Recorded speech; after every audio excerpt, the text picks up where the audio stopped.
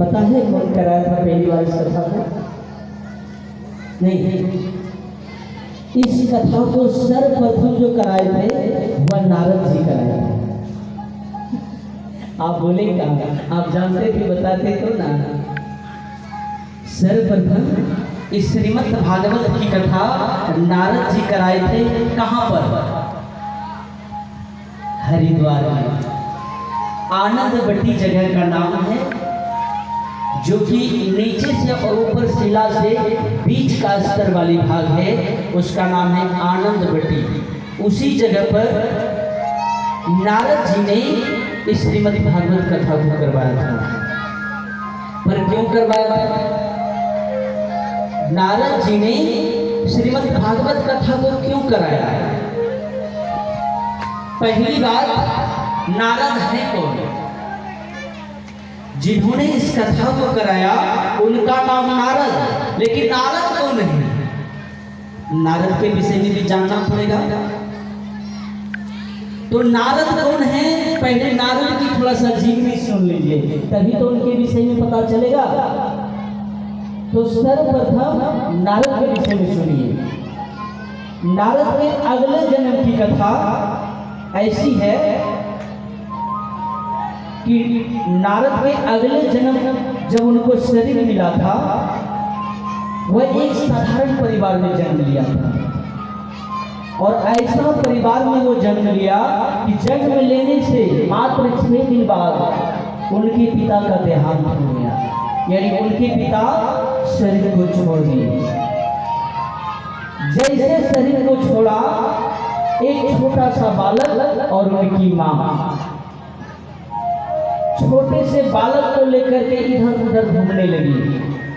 आप देखते होंगे अपने समाज में भी, जिस भी माताओं की पति किसी कारणवश शरीर छोड़ देता है तो पूरा समाज उस पर दाग लगा देता है। वही हुआ उस बच्चे की मां के साथ। ओ मैया, कथा सुनती होगी, कथा सुना रही है। मैं सबको यहाँ से बैठ के देख रहा हूँ, इसलिए मैया ध्यान से कथा सुना। आप ही की कथा निकला है, क्योंकि ये दुनिया का विडंबना है कि जिस भी औरत का पति मर जाता है उनको है दृष्टि से सब देखने लगते हैं। घर परिवार, बाहर वाले, भीतर वाले, सब है दृष्टि से देखने लगते हैं, गलत निगाहें उस पर डालने लगते हैं। आप लोग देखते होंगे ऐसा समाज में, क्योंकि यह कथा झूठ नहीं है, ये कथा बिल्कुल सच है। मैं जो कथा बताऊंगा, आप अपने संसार से, अपने गांव से, अपने टोला से, अपने मोहल्ले से इसे मिलाना, पता चल जाएगा कि बाबा जो बोल रहा था वो सच बोल रहा था। जिस औरत का पति मर जाता है, हर कोई उसके गलत निगाहों से देखने लगता है। उस वही बात उस छोटा सा बालक और उनकी मां के साथ होने लगा। मात्र 6 दिन हुआ था जन्म होने से। जैसे पति का देहांत हुआ, उनके घर वाले विचार बनाए इसे जान मार देंगे। उनके परिवार वाले सोचने लगे, जिस तरह से मेरा भाई मर गया, इसी कारण बस मेरा भाई मरा है, इन दोनों को आग लगा करके मार देंगे। जैसे यह बात विचार बनाया, वो धीरे से कान से सुन ली कि आज रात में हमें इन लोगों ने मार देगा। और ये कथा उस समय नहीं, ये कथा अभी भी बीत रहा है आपके यहाँ, आपकी धरती पर। बहुत ऐसा घर परिवार है जो इस कथा से जूझ रहा है। यह कथा उस पर हावी हो रहा है।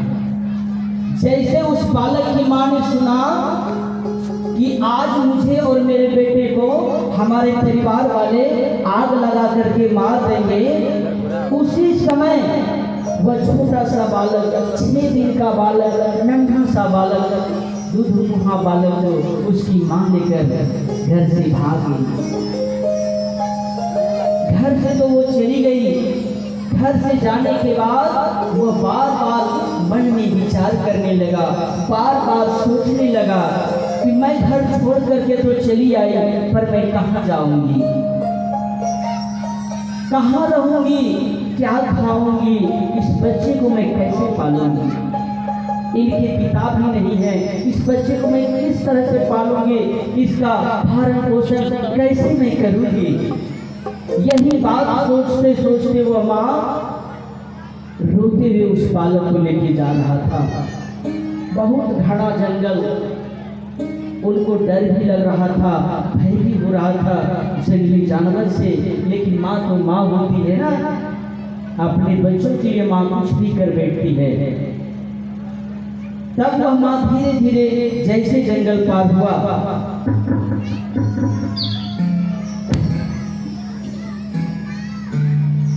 जैसे जंगल पार हुआ एक कुटिया दिखाई दिया, बहुत दूर में कुटिया। वह कुटिया संतों का था।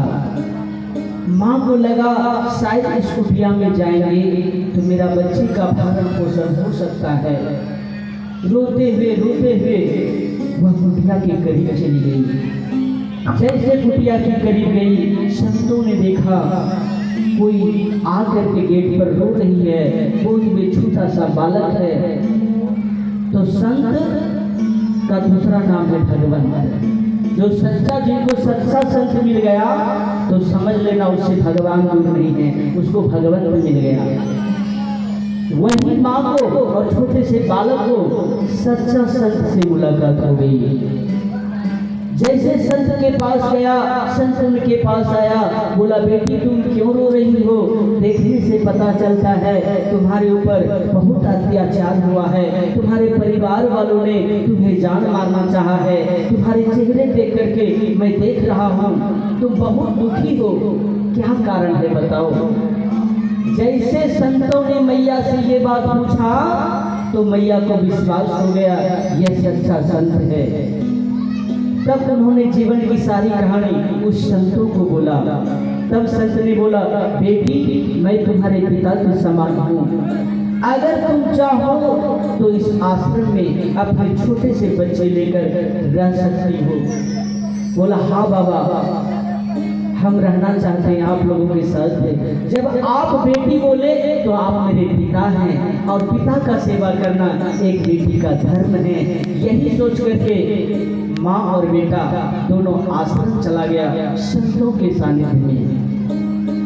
जैसे संतों के सानिध्य में गया, वह सुबह जगती आश्रम में बहुत सारे गाय थी, गाय की सेवा करने लगी, दूध गारने लगी, उसी से अपना जीवन यापन करने लगा।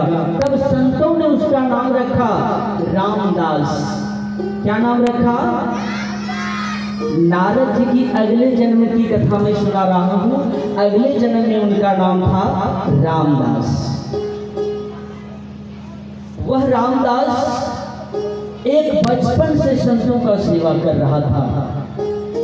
तो आप जानते हैं ना, जैसा संग होता है वैसा रंग चढ़ता है।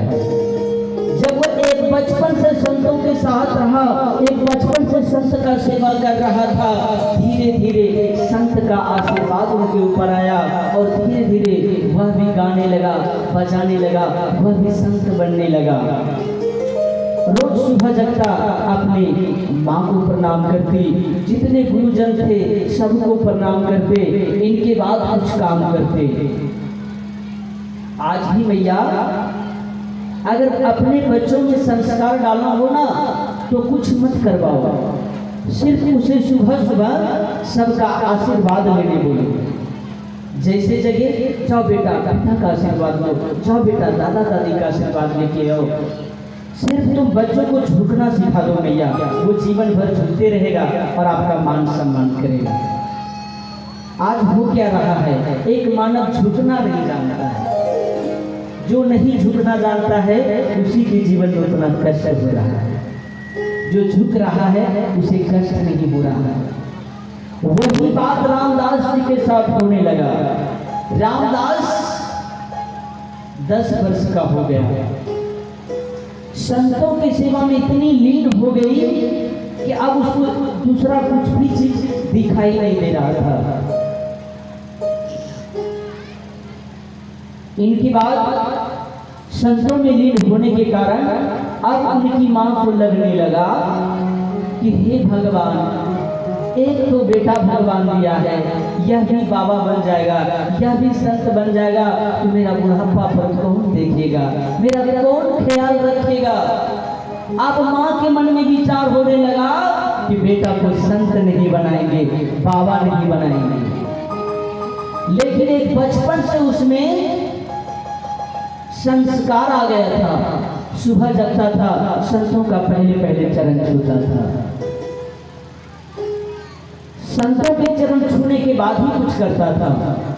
अब माँ को लगने लगा संत के भाव में इस तरह डूब गया मेरा बेटा, अब तो यह बाबा बन जाएगा, मुझे छोड़ देगा। तो माँ उनसे नफरत करने लगी, संतों से, और माँ हर हमेशा दूरी बनाने लगा संत से, यानी बाबा से दूरी बनाने लगा। वहाँ मत जाओ बेटा, ये काम मत करो बेटा।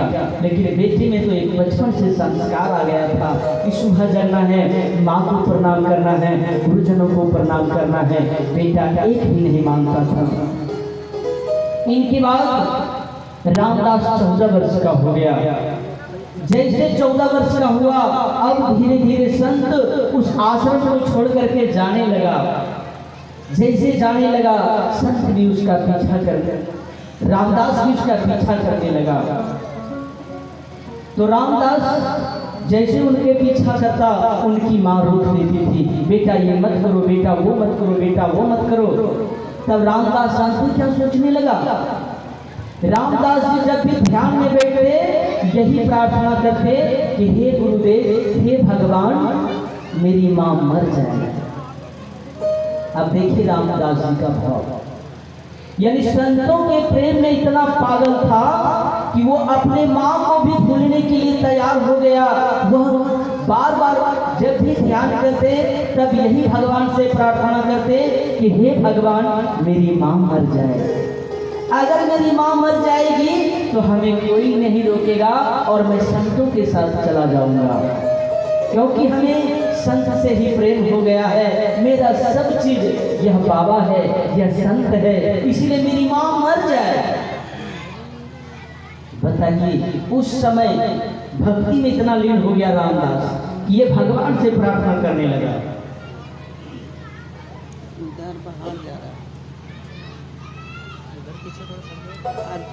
लेकिन फिर क्या हुआ, जब संत जाने लगा तब उनकी माँ को भी लगने लगा कि अगर इस बच्चे को हम लेकर जाएंगे, यह माँ हमें श्राप देगी। क्यों? क्योंकि यही बोलेगी भगवान की कृपा से मुझे एक संतान था, वह भी बाबा लेके चला गया, इनकी श्राप मुझे लग जाएगी। उन्होंने रामदास को बुलाया और समझाया, बेटा तुम अपने माँ के साथ रहो, माँ का सेवा करो, कल हम लोग चले जाएंगे। बोला ठीक है बाबा।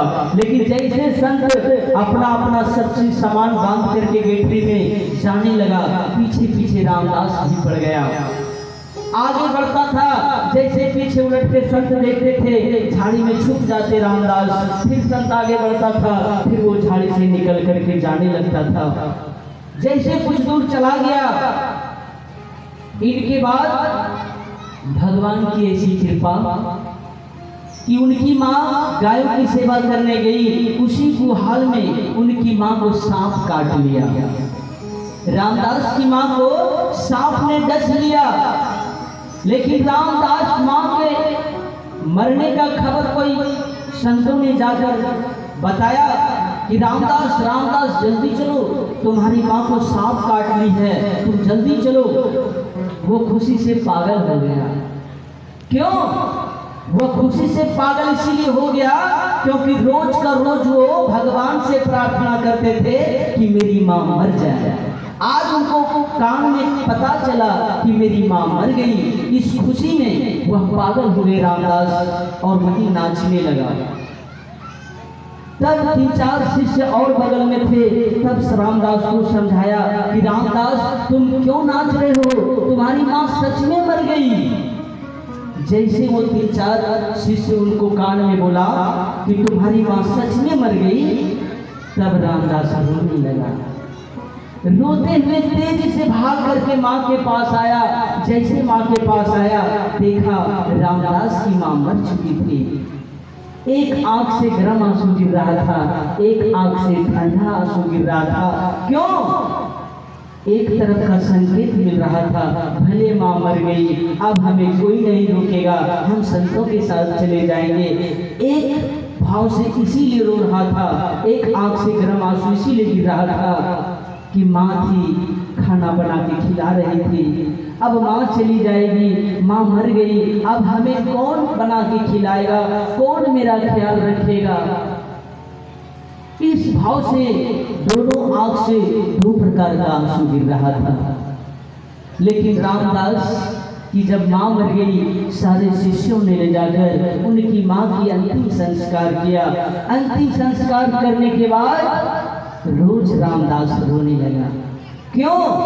क्योंकि माँ माँ होती है, हर समय पर माँ अपने बच्चों को बोलती है कि बेटा तुमने खाया, बेटा तुम ये काम किया, तुम यहाँ पर गए। माँ हर हमेशा बच्चों को खाने के लिए जरूर प्रेरित करती है। लेकिन आज रामदास की माँ ही मर गई। जब रामदास की माँ मर गई, अब तो रामदास सोचने लगा, 2 दिन से 3 दिन से भूखे पड़ा है, कोई देखने वाला रामदास को नहीं है। इस कथा से यही संकेत मिलता है, हमारे छोटे छोटे भाई बहन कथा सुन रहे हैं, कि अपने माँ और पिता को कष्ट कभी मत देना। अगर तुम्हारी माँ है तो सारी खुशी तुम्हारे पास है, अगर तुम्हारे पिता है संसार की सारी दौलत तुम्हारे कर्मों में है। लेकिन भैया बहना, अगर माँ और पिता को कष्ट देगी, तुम्हें जीवन में कभी सुख नहीं होगा। जैसे आज रामदास को, यह रामदास हर हमेशा भगवान से प्रार्थना करता था कि हे भगवान मेरी माँ मर जाए। आज जब मर गई तो रामदास का क्या स्थिति हो गया? 3 दिन 4 दिन से भूखे रहते रहते 7 दिन भूखे हो गया, 13 दिन भूखा रहा। धीरे धीरे भूख प्यास के कारण रामदास मर गए। मरने के बाद संतों का प्रभाव था, संतों का आशीर्वाद था, संतों का सेवा किया था। वही रामदास अगले जन्म में ब्रह्मा जी का मानस पुत्र नारद जी बना। बोलिए नारद जी भगवान की। समझ में आई?